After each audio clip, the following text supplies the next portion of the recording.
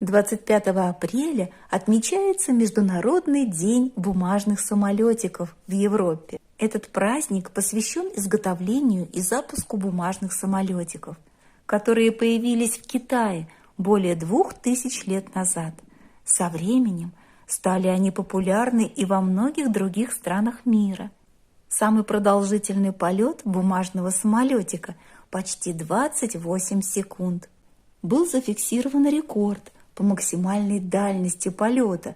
Бумажный самолетик преодолел расстояние в 70 метров.